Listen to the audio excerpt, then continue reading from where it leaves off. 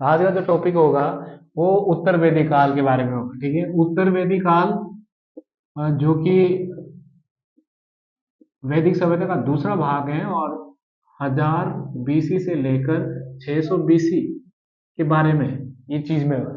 कुछ चीजें हमने कर ली थी, जैसे कि आपके 3 वेद और उपनिषद, ब्राह्मण ग्रंथ, उससे कुछ टॉपिक रहते हैं। ठीक है, जैसे कि आपका षडदर्शन सूत्र इसमें देख रहे हो आप, मनुस्मृति, महाकाव्य, और महाकाव्य में क्या क्या चीजें आती हैं वो चीजें। ठीक है, तो षडदर्शन के बारे में आपने इंपॉर्टेंट चीजें याद रखनी है, जो ज्ञान के बारे में। ठीक है, ज्ञान के बारे में अलग अलग चीजें बताई जाती है, उसी चीज के बारे में ये इंपॉर्टेंट चीज है।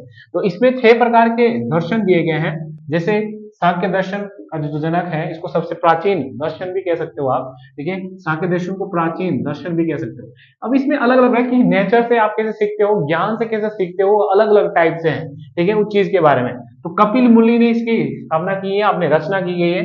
योग दर्शन की पतंजलि से, न्याय दर्शन की गौतम से, और वैशेषिक की उलूप कणाद भी कहा जाता है। कई बार दो दो चीजें भी आती हैं, तो ये चीजें भी आपको पता होनी चाहिए। पूर्व मीमांसा जैमिनी, ठीक है, तो जैमिनी भी कह सकते हो आप, और उत्तर मीमांसा। ठीक है, और बादरायण, ये सारी चीजें हैं जो इससे रिलेटेड है। 6 दर्शन दिए गए हैं, और आपको इनके बारे में क्या बताया कि इसकी स्थापना किसने की, इसकी स्थापना किसने की, इसकी स्थापना किसने की, ये इंपॉर्टेंट है। ठीक है, तो ये कई बार आपसे पूछा जा सकता है, मिलान के लिए भी आ सकता है, ये आपने ध्यान रखना है। इसके अलावा सूत्र के बारे में, सूत्र का मतलब होता है नियम। ठीक है, या समाज के अंदर, परिवार के अंदर, या शिक्षा के अंदर जो भी कुछ समाज के नियम बने होते हैं, उसी के आधार पर आप हिस्ट्री में भी देखते होंगे, एंशियंट हिस्ट्री में भी आपको ज्यादातर मिलेंगे। वेदों को अक्षुण बनाए रखने के लिए इन गद्यों में, ठीक है, याद रखना, गद्यों में ये लिखे गए हैं। और ये कौन कौन से हैं वो आपको अलग अलग टाइप से आगे मिलेंगे। ठीक है, जिसमें कि इसमें दिया गया है कल्प सूत्र। इसमें कहा गया कि नियमों का वर्णन है, कि समाज के लिए जो नियम होते हैं उस चीज का वर्णन है। तो कल्प सूत्र को आगे 3 भागों में बांटा गया है, श्रोत सूत्र, गृह सूत्र, ठीक है, गृह सूत्र और धर्म सूत्र। ठीक है, श्रोत सूत्र होते हैं जो यज्ञ बलि में जो नियम होते हैं, कैसे यज्ञ बनाना है, किस प्रकार का बनाना है, ये सारी चीजें जो नियम दिए गए। गृह सूत्र परिवार में जो नियम दिए जाते हैं, कि जैसे आपका ब्रह्मचार्य हुआ, गृहस्थ आश्रम हुआ, जो भी प्रकार के क्या क्या चीजें आपने अपनानी। धर्म सूत्र धर्म से रिलेटेड है, जो आप चाहे हिंदू धर्म से हो या किसी भी धर्म से। आगे इनको आगे 5 भागों में बांटा गया है। जैसे गौतम, जिसको आप सबसे प्राचीन धर्म सूत्र भी कह सकते हो, बोध गया, ठीक है, बोध गया, बोधायन, सॉरी, बोधायन सूत्र, ठीक है, आपस्तंभ सूत्र, और आपका वशिष्ठ धर्म सूत्र, विष्णु सूत्र, ये आपका सबसे बाद में लिखा भी गया है, विष्णु धर्म सूत्र। इसमें अलग अलग चीजों के बारे में। गौतम सूत्र में ये किया गया है कि राजा सभी वर्णों का रहता है, वो ब्रह्मचारी हो या वैश्य शूद्र, उसका राजा ही सबसे बड़ा होता है। ये वर्ण क्या है, बौधायन में आपने रेखा गणित, जो मैथमेटिक चीजें होती हैं, उस चीज में, खगोल विज्ञान के बारे में। उसके बाद आपस्तंभ, यानी कि दक्षिण भारत के जो राजपूत काल था, उस चीज के बारे में वर्णन है। और वशिष्ठ धर्म सूत्र में स्त्री को पुनर्विवाह, विधवा पुनर्विवाह कह सकते हो, तो ये किस में वर्णन है, आपके वशिष्ठ धर्म सूत्र में।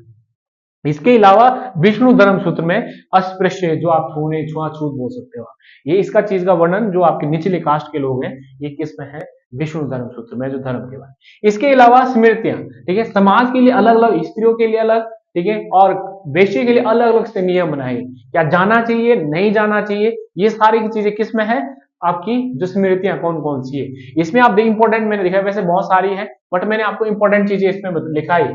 अब जो मनुस्मृति है, ये सबसे प्राचीन कह सकते हो आप, सबसे प्राचीन स्मृति है ये मनुस्मृति, मनु ने लिखी। और शुंग, यानी कि पुष्य में जो शुंग था, उसके समय, जो मौर्योत्तर काल में था। इसमें आप मौर्योत्तर काल भी लिख सकते हो, डेट मैंने आपको बता दी क्योंकि इसी का काल है। याज्ञवल्क्य, ये दोनों के दोनों मौर्योत्तर काल की है। ठीक है, मौर्योत्तर काल की है याज्ञवल्क्य मनुस्मृति। ये इसका डिबेट करता है, ये इसकी डिबेट करता है।